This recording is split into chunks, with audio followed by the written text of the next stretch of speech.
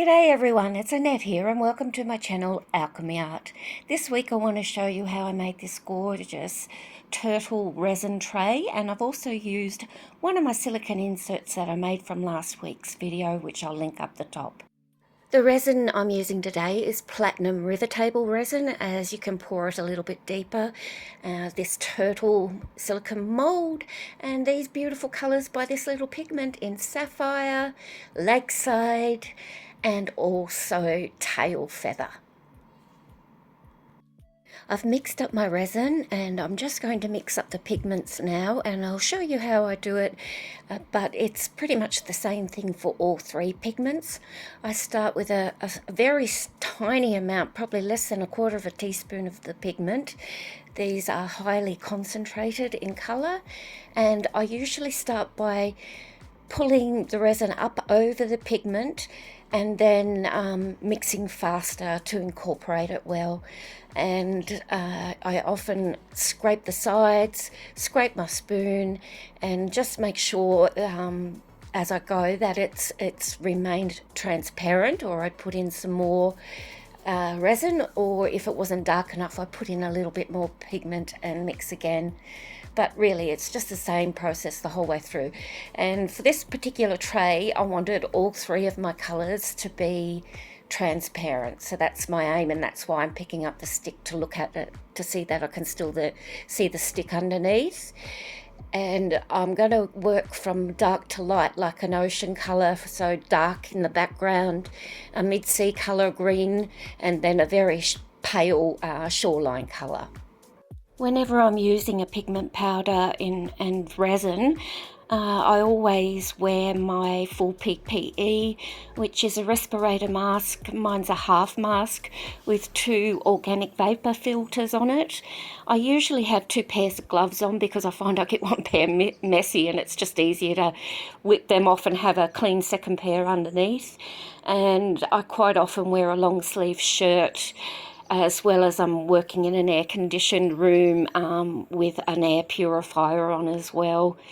And yeah, it's just pays to be careful. You don't want to get this stuff in your eyes or your lungs. Just before I pour each colour, I re-stir it just to make sure that any of the pigments haven't floated to the top. And then it's time to get pouring. So I'm going to start with TLP, or this little pigment sapphire. And I've never used this mould before, so I'm starting by picking up the edges and sort of pouring into the deeper parts, as I want this in the background. And as I went around, by the time I got to the last flipper or foot, I realised I could have just poured it in one spot and it would have evened itself out and moved around to the other areas anyway. But never mind. I also make a bit of a mess here, so I'm just going to show you how I clean that up. I use isopropyl alcohol and I spray it on a baby wipe and just wipe it off. I wanted to use transparent colours in this tray so that I could put some little rocks and shells in, and that's what I'm doing here now, just lifting up the edge and poking them in. I got these little rocks from Bunning's Hardware in their gardening section, and I'm also using some collected local little seashells, and the same process, picking up the edge, poking them down with my fingers, and then I'm using a little micro makeup brush and pushing them into the resin. I'm trying to ensure the resin fully coats them so that they won't produce too many little bubbles. I guess in the end it doesn't matter if there are a couple of little bubbles, as it's a sea creature anyway, but yeah, that's why I'm using the little micro brush and pushing them down.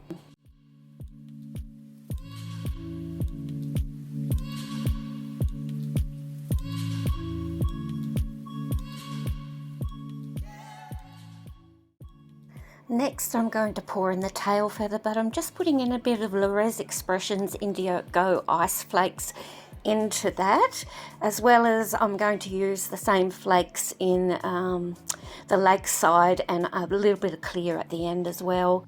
I just pour it in from the top and let it run down the sides so it'll meet the sapphire colour, and hopefully not mix too much, but give a graduated colour in the end.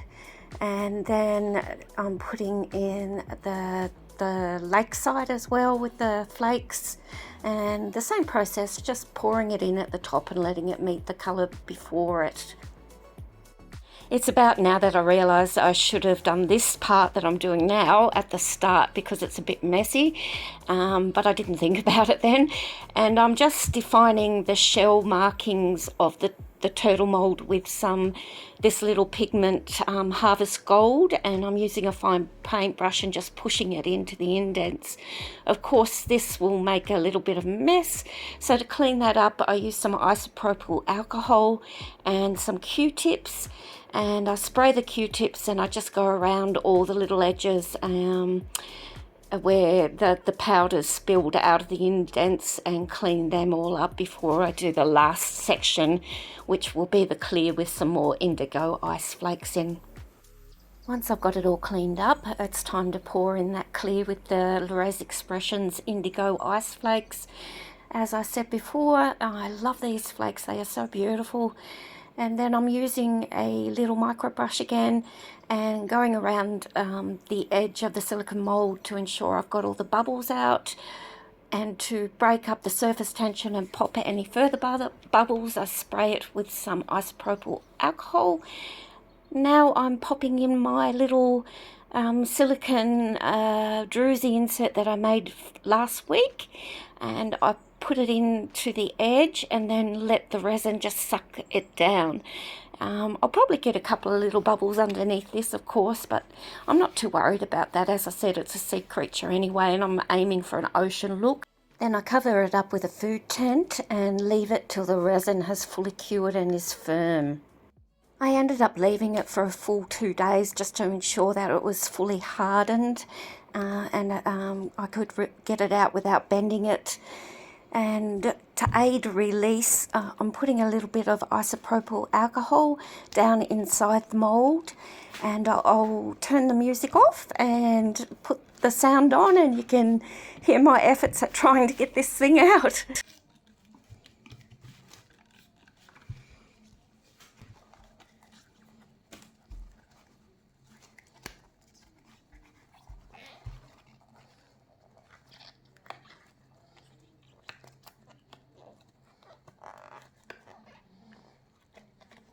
Oh dear.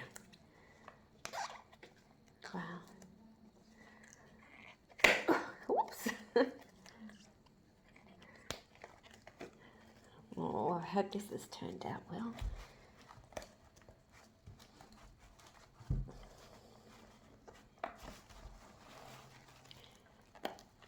Alright, getting there.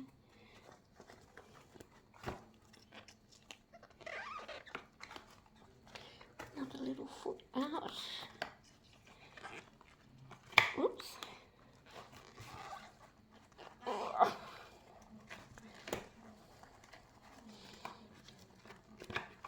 Oh gosh. Okay.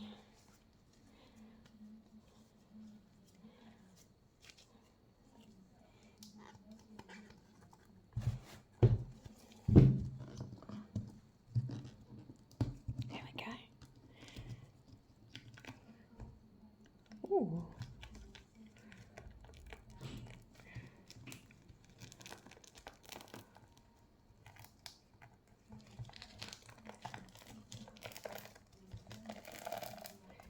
Love the noise. Let's come off, okay? Wow. Very pretty. Ready? Oh, goodness. That is so cute. What do you think, guys? Do you like it? Love the colours. Very nice. Might need to just define these little bits a bit more with the texture.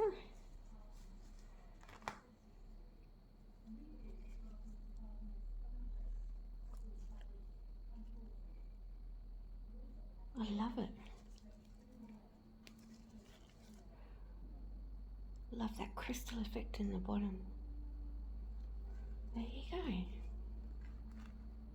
To define these shell markings on the mould, I'm going to use some Deco Colour metallic pens or paint pens, and I couldn't decide between copper or gold, but I tried a little bit with the gold and I liked that, and I had the gold powder underneath, so I continued with the gold and just went along all the little indents and sort of defined them a bit darker.